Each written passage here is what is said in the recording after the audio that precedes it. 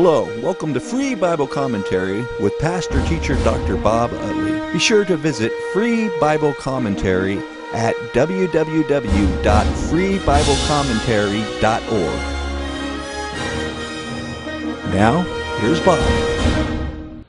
49:7 deals with Edom, and on your outline I've done a job of trying to define some of these words for you and where they come from and parallel passages and who they are and all that. So if you'll follow with me through this, we won't be reading every scripture passage because we're still in a section that is really a condemnation of the nations surrounding the Promised Land and those nations that had something to do with God's people. So Edom, as you know, is a word that means red. If you've ever been to Israel, you'll know that when you go down the Arabah, on the left-hand side heading south, there's a range of reddish mountains on the other side from Israel. It's about 100 miles long, and that's where Edom is. And he comes from the red of those mountains. He's one of the descendants of Esau. And by the New Testament time, this same area became known as Idumea. And this is where Herod the Great was from. They were subdued and forcibly circumcised during the Maccabean period, and so he became to be a leader through intrigue. This area was also known in the Bible as Seir, and I have the references there for you: Genesis 32:3, Numbers 24:18. A that sounds bad. A Jewish scribe of the Middle Ages, not a middle-aged Jewish scribe, says that this word refers to Rome. Now this word Edom did later come to refer to Rome, but it's much, much later, and it doesn't fit anywhere in the context, so I think kimchi is just a little bit off in this particular area. You notice in verse 7, well, before I do that, this is one of the few racial groups that Israel is commanded to be kind to. Deuteronomy 23:7 and 8. But there was really some bad blood between these folks. And I've listed there on your outline all those passages where Israel and Edom really had some struggles together. And so there was a lot of animosity between these two groups of people. The whole book of Obadiah is a reaction to the Edomites, as well as all the rest of those passages. Now, you see the word Teman? That's a grandson of Esau. We find that from Genesis 36:11. It seems here to be either a city or a tribal location. And as you know, many of these tribes and localities were named after ancestors from the book of Genesis. You see another one down there in verse 8, Dedan. It's an oasis in northwestern Arabia, but it's also a descendant of Ham. And we find from Genesis 10:7 and Genesis 25:3. Rashi, which is another Jewish commentators of the Middle Ages, thinks that it means valley and not a city at all. But it really looks like it's a city when you read the context. There's many other cities mentioned. It looks like that's what it is. But there's a whole lot of confusion because of these words through here. Now verses 9 and 10 are really almost exact the words of Obadiah, verses 5 and 6. One of the strange things about Jeremiah, and the reason I'm not going to read it verse by verse, there is a lot of repetition through here. Not only inside Jeremiah, but from other parts of the Bible. When we get to chapter 50, we're going to find the Septuagint doesn't even list the prophet Jeremiah as the author of all these. It seems to be a combination of a lot of poetry about these different nations put together. And it seems very disjointed to us as we read through it. But notice then in verse 10 it mentions the word Esau, and Esau, of course, is the Hebrew word hairy. If you remember the story, he's the one that his hands were like goat hair. And just like sometimes all the people of God are called by what ancestral name? Jacob. Jacob stands for all the Jewish people. So Esau stands for all of Edom, and that's why that name appears here. When it mentions, I have uncovered his hiding places, Edom, like Moab, is a very, very mountainous area. If you'll turn the back of your Bibles to your map and find the section that will show the Dead Sea, you'll find Edom and Moab to the southeast of the Dead Sea, and if it's a relief map, you'll see how mountainous the area really is. Because of that, they were very proud of their fortifications. They had some very strongly fortified cities and fortresses.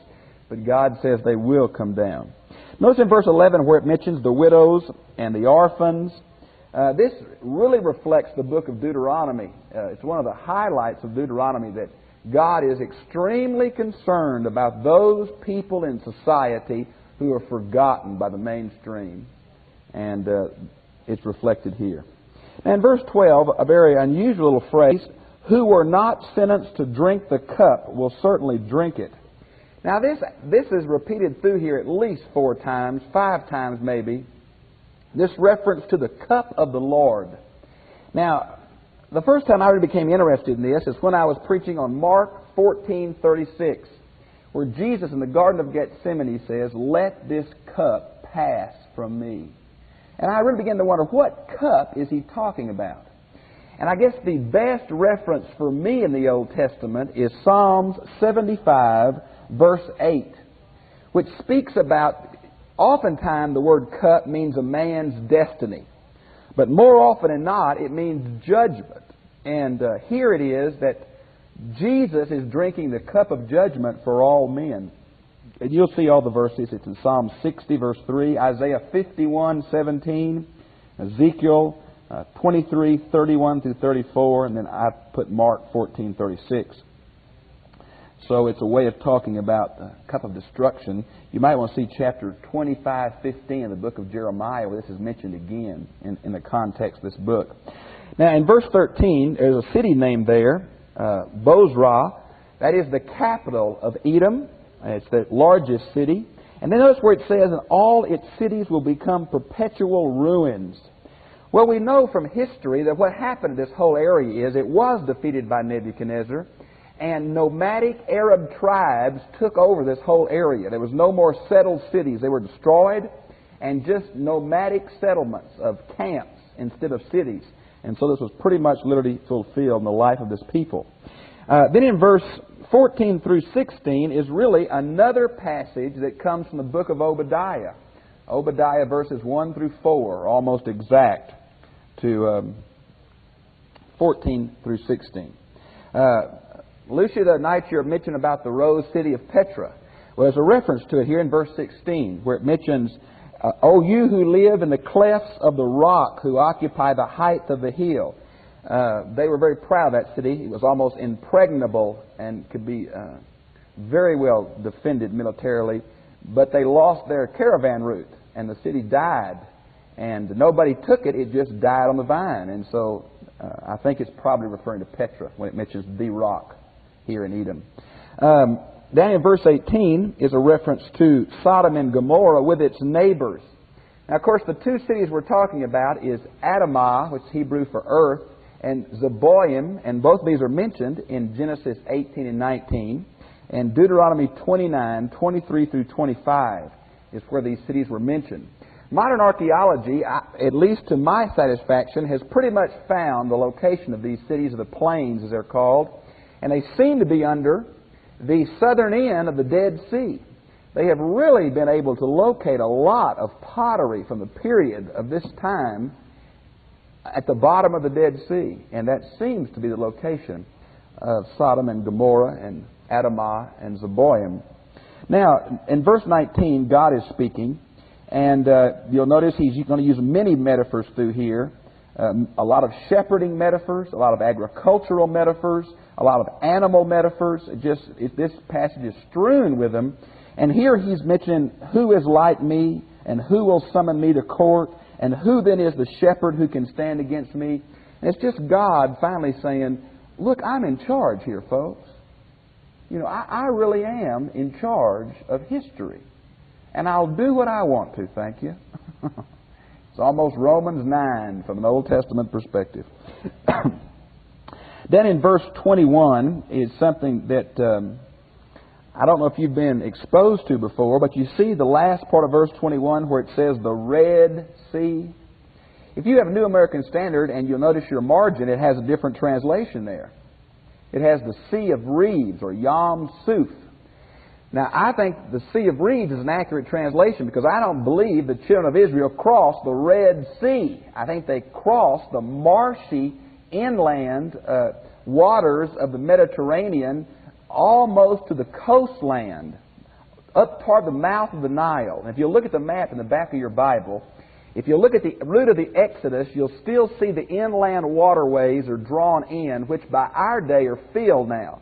But they were marshy areas instead of a great expanse of water. It was a marshy area. And every time in Hebrew it says, in your Bible, the Red Sea, every time in the Hebrew Bible it's the Sea of Reeds, every time. And I think that's probably the route the Exodus followed. Okay, if we come into verse 23, we're going to be dealing with a series of cities here. 3 cities that cover the whole geographical range of Syria. Damascus is listed first because it's the capital city of Syria. It's one of the most beautiful cities in the whole Middle East. The other 2 cities that are mentioned in the second line of verse 23, the first one is in central Syria, the second one is in northern Syria. Now, all of these fell under Tiglath-Pileser III. Now, wouldn't that be a good name for your grandkids? Old Tiglath-Pileser. Well, he was an Assyrian monarch, and these towns fell, Damascus in 732 B.C., and the other 2 in 738 B.C.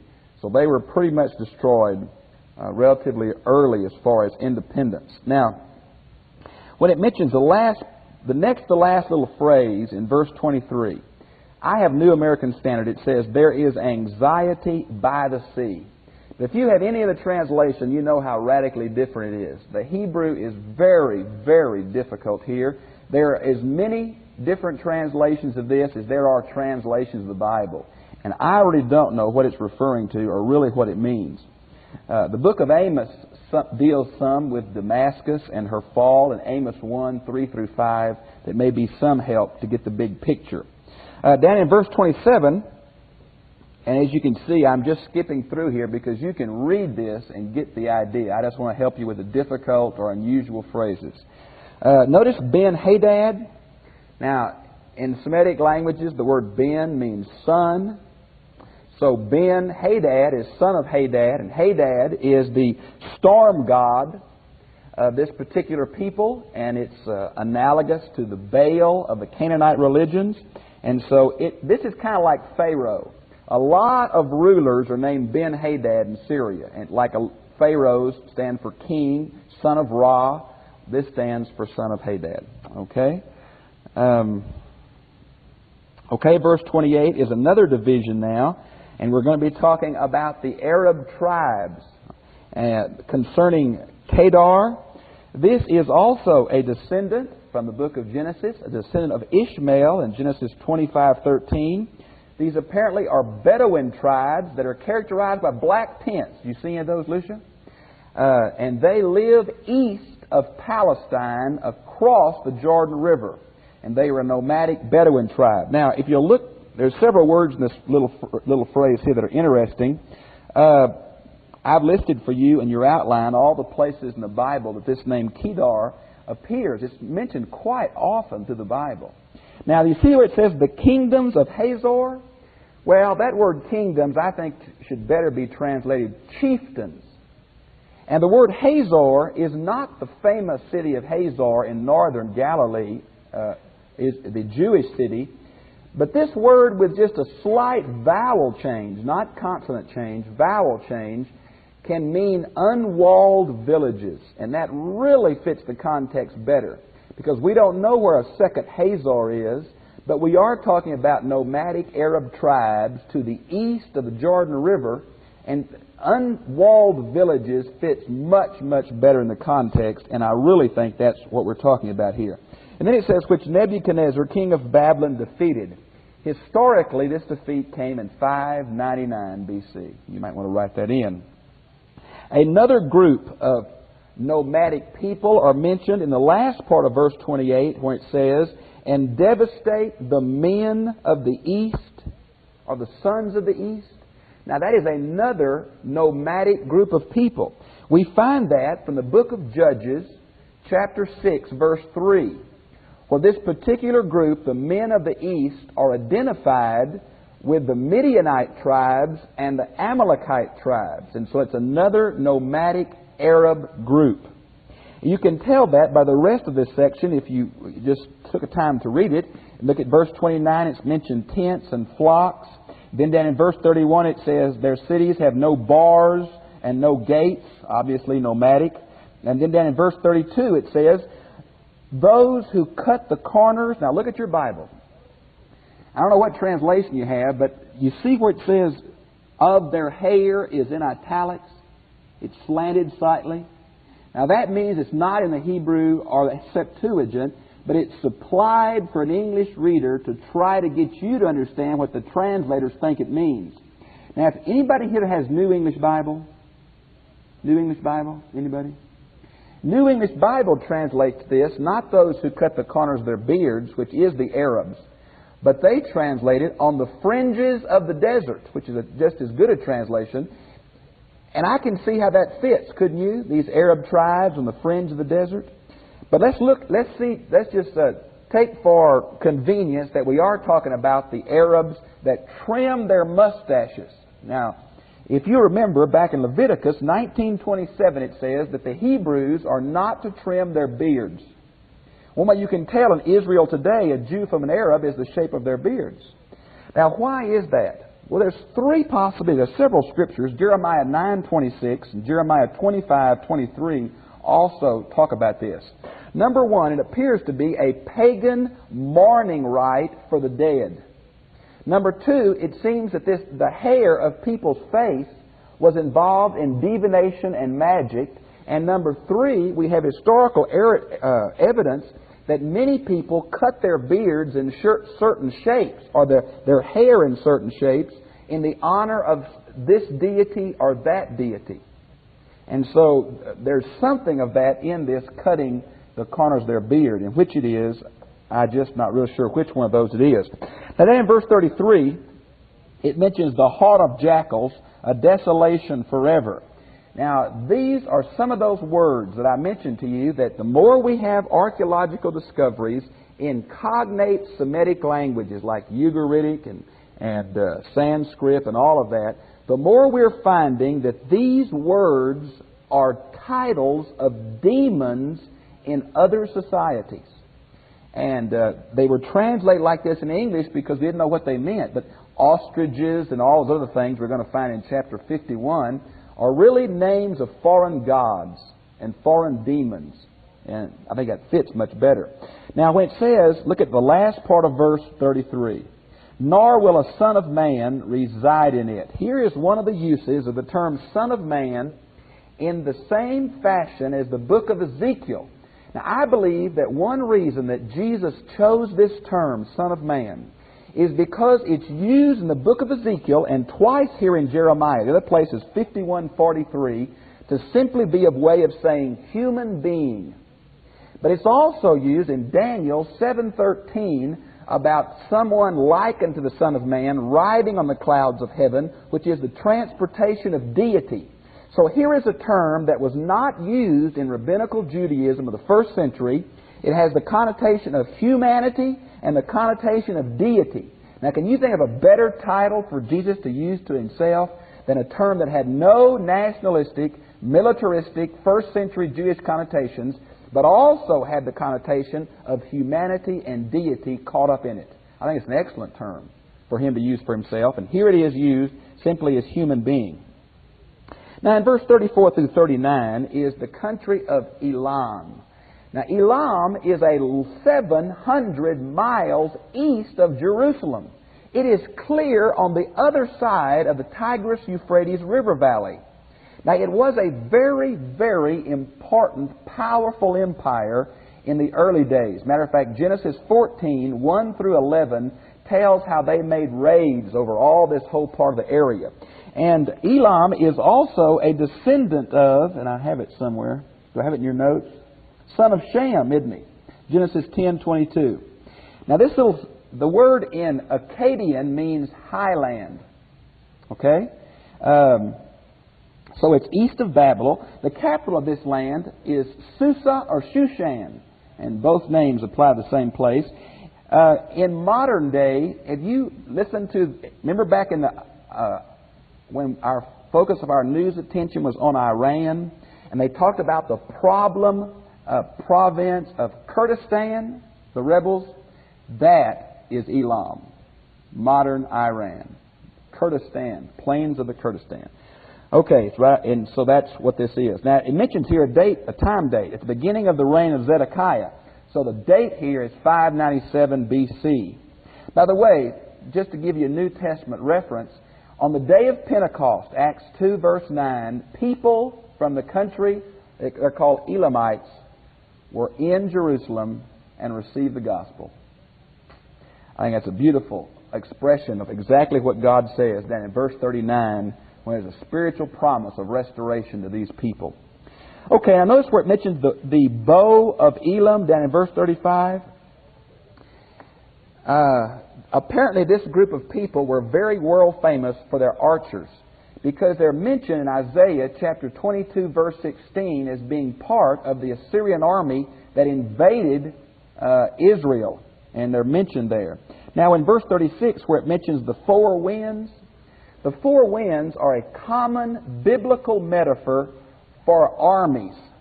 And we see that in several places in the Bible. Ezekiel 37:9, Daniel 8:8, Zechariah 6:1 through 8. These four winds are used as military images and metaphors. Verse 39 is very beautiful, I think, that God's going to restore these. I hope you have the outline with you I passed out last week that listed all of these nations from chapter 47 through 49 and the different characteristics of them. If you don't have that, if you'll see me after this session tonight, I'll get that for you. It's a very helpful overview of a rather disjointed series of chapters through here. Now, chapter 50 and 51 are going to deal with the judgment on the nation of Babylon. It's an extended work. It's somewhat disjointed, but it's a very important work, okay? Nebuchadnezzar is mentioned in this section two different times. Chapter 50, verse 17, chapter 51, verse 34. Nebuchadnezzar died in 562 BC. So I think the time of this writing, of this whenever it was, is before 562. Now, if you look at the first part, you notice the name Chaldeans. Remember, Chaldeans in the Bible can refer to a racial group of people, the Babylonians, or it can refer to a group of magicians and wise men from Media. The Magi are also the Chaldeans. Daniel, in the book of Daniel, is identified with the group of the Chaldeans, not racially, but this group of wise men. Here, it seems to refer to the racial stock of the civilization in the Tigris-Euphrates River Valley. Now, you see where it says, through Jeremiah in verse 1, the Septuagint leaves that out.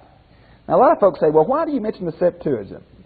The more we learn from the Dead Sea Scrolls, the more we're finding that the Septuagint is not a divergent translation of the Old Testament, but an alternate translation of the Old Testament as old as the Masoretic text. And so it's really very helpful sometimes, and not so helpful other times, to look at how it and compare it. Now, if you'll notice verse 2, we're going to mention two different, down toward the end of the verse, we're going to mention two of the gods of Babylon, Baal and Marduk. Now, really, they came to mean the same God, but originally they were different. The word Baal is kind of a corrupt form of the Hebrew word Baal, or Lord, or Master, or Owner. And this was the god from the Sumerians, the storm god, Enlil, E-N-L-I-E, E-N-L-I-L. Now, they came to be identified with the Babylonian major god, Marduk, and I'll spell the other one, M-E-R-O-D-A-C-K, Merodach. Now this is, have you ever read the Babylonian creation account? Gilgamesh epic? This is the creator god in the Babylonian pantheon, Marduk, or And he becomes identified with this Baal later. And so the name really is a synonym to the time Jeremiah is writing. Okay? Notice then in the last part of verse 2 it says idols. Now the word idols here, if you notice on your outline what I have translated it, Bright, which is an excellent translator, this word, the etymology of this word is to roll. And the Jews really like to make fun of the gods of other nations. They change the vowels and make them, like, instead of Melech, they make it Molech and all of that. Many of us think that what this word is dung balls. Now you can imagine how a Jew would love to call the idols something like that. They kind of giggle when they say it. And this word's used many times for idols, and I've listed them there in your outline, the number of places this word for idols is mentioned. And in verse 3, it says, a nation has come up against her out of the north. Now, two things are happening. We've used the word north so often that it's almost become a metaphor for problems and trouble and war. But still, if you look at your map, if we're talking about Media, and that's the nation that's mentioned most in these two chapters, not Persia, not once, but Media is directly north of Babylon. And so that's where the problem is going to come. And so I think it's a little more literal there than a metaphor, but it's becoming a metaphor for trouble from the north. Now, if you'll notice down in verse 6, it mentions their shepherds. Now, of course, remember the word shepherds in Jeremiah refers to political or religious leaders. And what it's saying is the shepherds, if you read the rest of verse 6, are taking them aside, turn aside. Remember the Hebrew words for sin all mean to deviate from a standard. So to turn aside is a Hebrew way of saying to commit sin. And when it says on the mountains and then gone from mountain to hill, remember the high places of the Baal and Ashtaroth fertility cults were on the high points of the mountain. And so what it's saying is God's people's leaders, political and religious, are leading the people to commit idolatry. That's what it's talking about. Let's go down to verse 11. Notice it mentions through there, because you skip like a threshing heifer. You probably have something different than that. There's a million translations of this one. The Septuagint and the Revised Standard Version has a heifer at grass. The Peshitta has a fat heifer, and the Masoretic text has a threshing heifer. I think the picture here is that this nation, Babylon, is like a cow that is used for threshing the grain. But she's been released from her yoke, and now she's just wandering around the threshing floor, eating anything and everything in sight.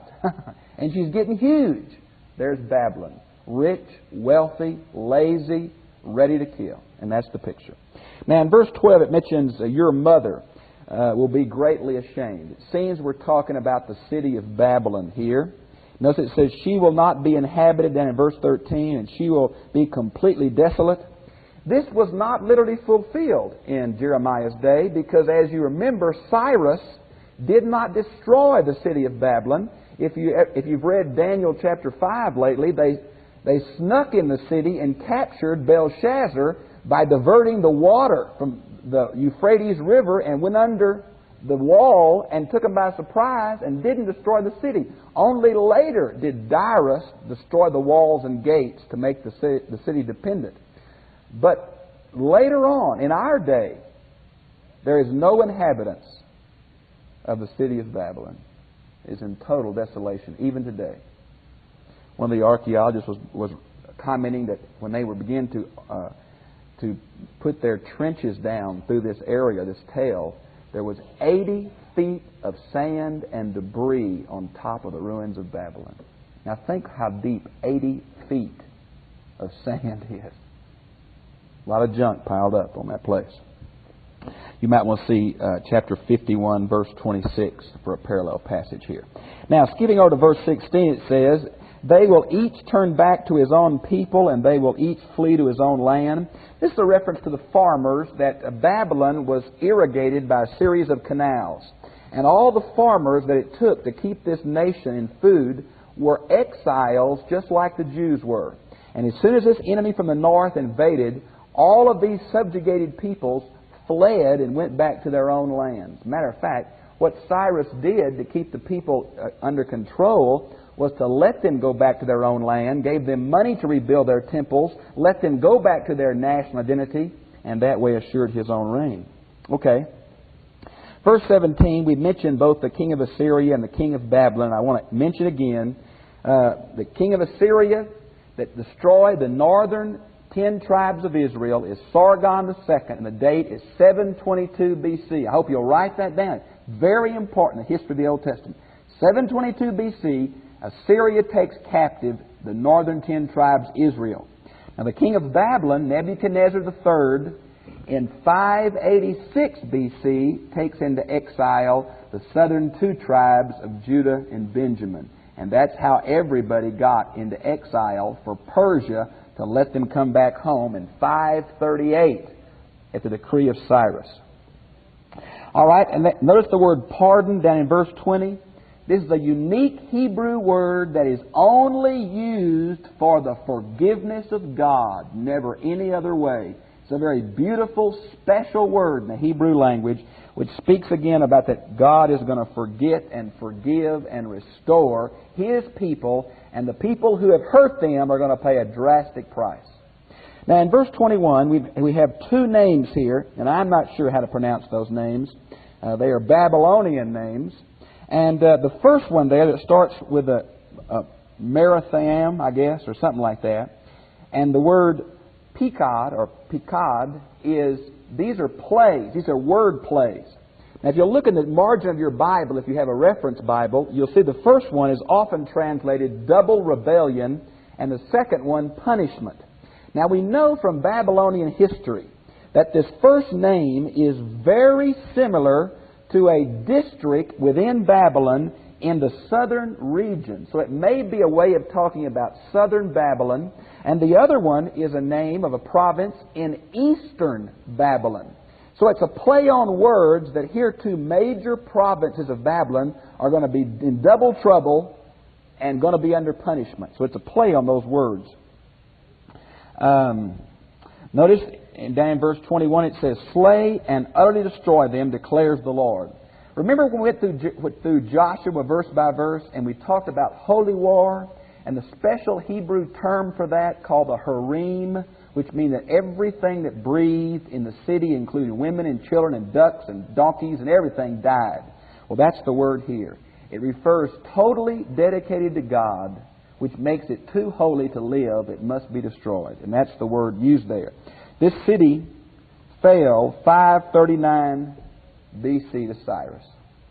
Okay, Babylon. Now, notice there in verse 24 where it mentions, while you yourself were unaware. That kind of reminds me of Daniel chapter 5. Remember that whole account of the many tickle you farson on the wall and Belshazzar's feast and all that? They were surprised. The whole city was caught off guard. Nobody expected it. And it seems to be an allusion to that kind of thing. Verse 26, it's an agricultural metaphor. All her grain is open in piles, and come take what you want. And it's just a metaphors of destruction. Verse 29 to me is a very important verse. It says, repay her according to her work, according to all that she has done, so do to her. Man, that is a glaring Old Testament counterpoint of Galatians 6:7. Be not deceived, God is not mocked. Whatsoever a man sows, that shall he reap. And that's true of nations. You see, the whole purpose through here is that though Babylon and Assyria were God's instruments of judgment on the nation of Israel, they were still responsible for their barbaric, godless acts. And though God used them, they're responsible. And exactly what they did to others were measured out to them. Isn't our cultural word, we have a little phrase, if a man lives by the sword, he'll die by the sword. That's it right there. As they did it to others, God will do it to them. That's pretty biblical truth, I think. Now, the last part of that, when it says against the Holy One of Israel, does any of y'all know what prophet uses this name so much, the Holy One of Israel? This is Isaiah's word. Man, this is the only place it appears in the whole book of Jeremiah. But Isaiah uses it, and I think I listed for you all the places in Isaiah that it's used on your outline. Skip down to verse 34. We have the word Redeemer. The Lord of hosts is His name. Now, the word Redeemer is the Hebrew word goel. You remember in the book of Ruth where Boaz had to buy the right to marry Ruth? Well, this is the idea of a nearest relative buying back his relatives from slavery or redeeming their property or, It's the picture of God. And we've seen God as husband, we've seen God as parent, and now we see God as closest relative. Beautiful picture. Down in verse 38 is another semantical problem. You see it says a drought on her waters and they'll be dried up. Now the word drought, and you may have the word sword. The Hebrew letters are exactly the same. And remember, this was written with no consonants. The consonants, they were spoken, and all the Hebrew people knew what consonants went there, but they weren't recorded. It was a consonant-only language until the Masoretic scholars in the 9th century A.D. put the vowel points in. So whether it's sword or drought is uncertain, but I really think it's drought. Because, see, these system of canals, remember the Jews were exiled by one of these canals called the Kibar. It was a man-made canal where Ezekiel saw the wheels and all that. Man-made irrigation ditch. And she kept her agriculture alive with these irrigation things. Well, for them to dry up meant things were over. And I think drought is probably a better word. Now here in verse 39 we have these wild desert creatures again, jackals, ostriches. I think they're names for demons in the other cultures around them. The more we're finding Semitic languages, the more that's proving to be true. Verses 44 through 46 are repeated in Jeremiah 49, 19, and 20, which shows me we have a series of poems that were put together probably by Baruch. I'm not denying they're from Jeremiah, but I am denying that he spit this out all at the same time. I don't think he did. Now let's move to chapter 51 if we could. And in verse 1 we see the name Leb Kamai or Kami. This is one of those code names for Babylon. Now why it's used here I don't know. Because he's mentioned Babylon several times. If this is a part of a poem that was used while Babylon was still in power, it's kind of like in the book of the Revelation, we don't say Rome. What do we call her in Revelation? What do we call Rome in the book of the Revelation? Babylon. Yeah.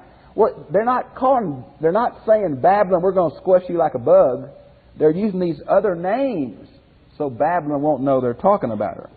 Now then in verse 5 is an interesting word. It says, for neither Israel nor Judah have been forsaken. But the Hebrew word there is the word widowed. And I think that's a beautiful picture that's saying God is still her husband. Now she's played the fool and she's played the harlot and she's been punished, but she's not a widow. She's got a husband, a rightful husband, and He's going to bring her back home. Verse 11, I'm sorry to go so fast through here, but it's just too much to cover all this. And besides, it gets a little boring. You can read it, it's just God sock it to them, thank you, smash. And you can read that on your own. In verse 11 it says, sharpen your arrows, fill your quivers. Does anybody have the American Standard Version here? ASV? It has the word shields instead of quivers. This is the only place in the Bible this word is translated quivers. Everywhere else this word means shields. And so I really think it probably means shields. It's from the Akkadian root and not the Hebrew. The Lord has aroused the spirit of the kings of the Medes. Now, I want to make this Cyrus. Cyrus was such a... God even calls Cyrus my anointed, which means the same word for Messiah. Wow! I don't think Cyrus was a believer, but God mightily used this man to restore the Jews. Now, I want to say it's Cyrus, but why can't I say that? The word's plural, the kings of the Medes. And so it doesn't seem to fit.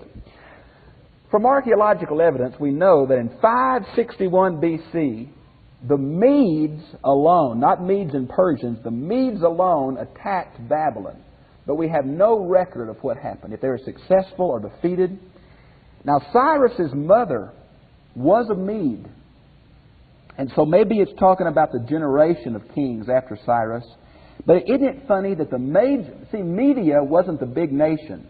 Cyrus was of Persia, and he conquered the Medes first. But Persia is never listed through here. I really think the date of these writings is about 561, something like that.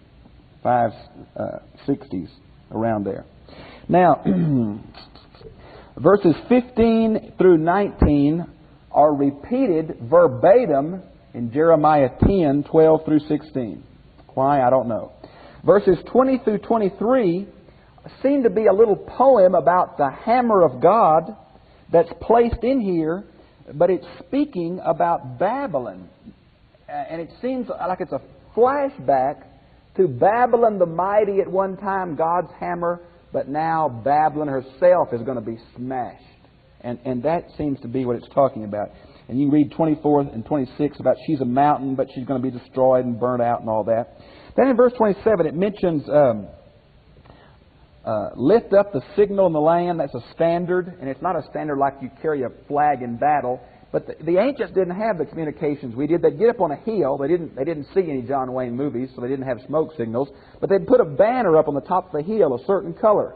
And that would tell the army what to do, to assemble or retreat or, So that's what it means when it says a signal. And blow your horn, of course. For a Jew, it's the zophar, or the ram's horn, which was a way to communicate to troops in battle what to do, as well as a ceremonial thing. And then it uses the word consecrate, which is the root form of the Hebrew word holy, kadosh, which means consecrate the nations. Now the idea here is that all these nations that are going to attack Babylon are set apart for God's service, just like Babylon and Assyria were set apart for God's service in defeating the Jews and punishing them. Now these other nations are going to be consecrated to God to be the instrument against them.